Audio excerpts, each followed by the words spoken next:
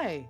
Welcome back to my channel. Today, we'll be discussing Raveled Tightrope Knot, Retie by Hita. If you haven't already, click the subscribe button now and get your BL Library card for the BL Library. Now before we get started, there will be spoilers, so if you don't want to be spoiling this manga, go ahead and click off now. No worries, I'll catch you next time. For those you left behind, let's go over some content warnings. There may be references to mentions of cheating, not between the main couple, coming out, death, mentions of workplace explosions, and homomesia, specifically erasure and unwillingness to believe someone is gay, as these things do appear in the manga. But if that's okay with you, let's go ahead and get started.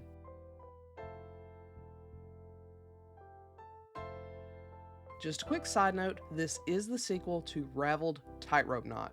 Haruomi and Natsuki struggled to be together, but now that they are, it should be smooth sailing. And for the most part, it is. That is until Natsuki gets a 6-month placement for work that will take him out of Tokyo and away from Haruomi. But they've withstood 10 years of pain and pining, so what's 6 months? While they're confident their relationship can withstand the distance, the two take full advantage of their time before they have to separate, and they do so by enjoying each other physically.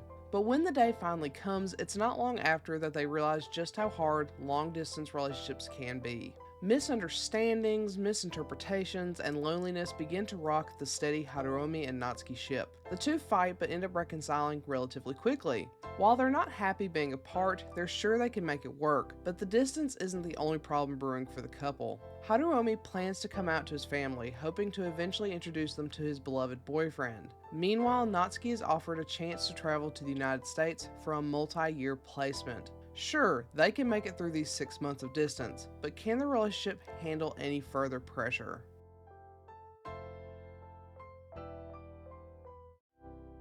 Hita is a really hit or miss artist for me. Their art isn't the most consistent in the world, but it isn't terrible by any means. Unfortunately, like with the initial title, I hate Haruomi's hairstyle. It looks super awkward, particularly the longer money pieces in the front. It sometimes looks like he's wearing a wig when he is certainly not. He is stunning though, and as always, and just like in the first one, he's very pretty during the sex scenes. Unfortunately, we don't see a ton of him during those scenes since he's usually face first in the bed, but that has its own beauty to it, I suppose. I do wish there was more variety in the sex scenes and positions, but this is an established couple and they like what they like, so who am I to judge? Otherwise, the art is much more consistent this time around, which I am all for. Now, this is a really weird point to make, but it's such a subtle touch that I absolutely adore. Haruomi is a bottom who's slightly taller than our top Natsuki, and I mean slightly. There are a few panels where Haruomi and Natsuki are embracing, and the artist does a great job of highlighting that very slight difference. While the general art style or character designs might not be my favorite, those small details mean a ton to me and really add to the atmosphere of this much more slow-going, lovey-dovey, and fluffy title. Plus, I love a taller bottom, so I was going to like it regardless, but seeing this detail highlighted really brings me all the joy. I could see 1,000 more panels of just those moments, and I would still be kicking my feet and giggling over how cute it was. I love it. While we're on the topic of things I love the ambiance and tone of this. The first title was much darker and broody, with many outside variables coming in to cause havoc and bring our boys together, or tear them apart. However, this title does a complete 180, which was such a refreshing decision. This really takes its time, making the sex extremely sensual and intimate, rather than smutty and frantic, though I would like either.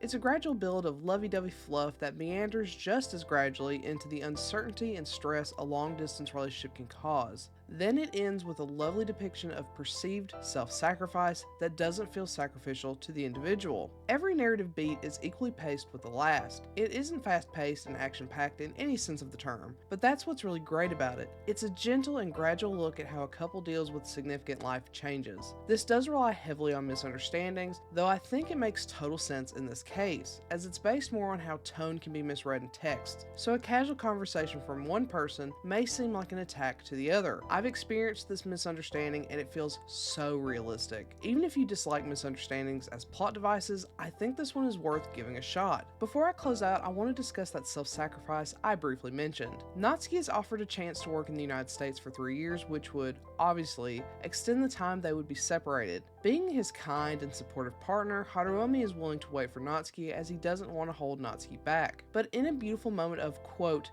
self-sacrifice, unquote, Natsuki says he's not going to do it. However, it isn't self-sacrifice as far as Natsuki is concerned. He's doing it for himself because he doesn't want to be away from Haruomi. Cue the awes. It's so freaking sweet, and it immediately takes away all guilt and pressure off Haruomi. Natsuki wants Haruomi more than he wants to take his career international, and he knows Haruomi so well he makes sure to emphasize that it's his choice and is for him, not Haruomi. So Haruomi doesn't feel like he's holding Natsuki back. I adore this little mini arc and the message behind it. It really highlights how well they know each other, and in turn, that every decision they make to be together is because each individual wants to be together, not because they want to appease the other. It was such a nice touch.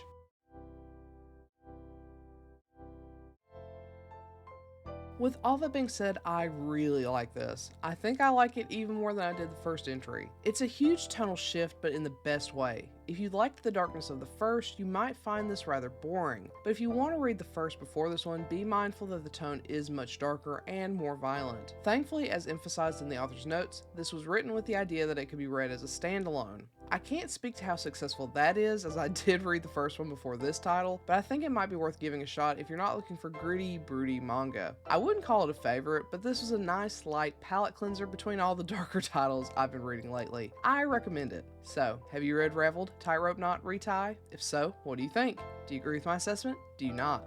Let me know in comment below. Otherwise, I'll catch you next time.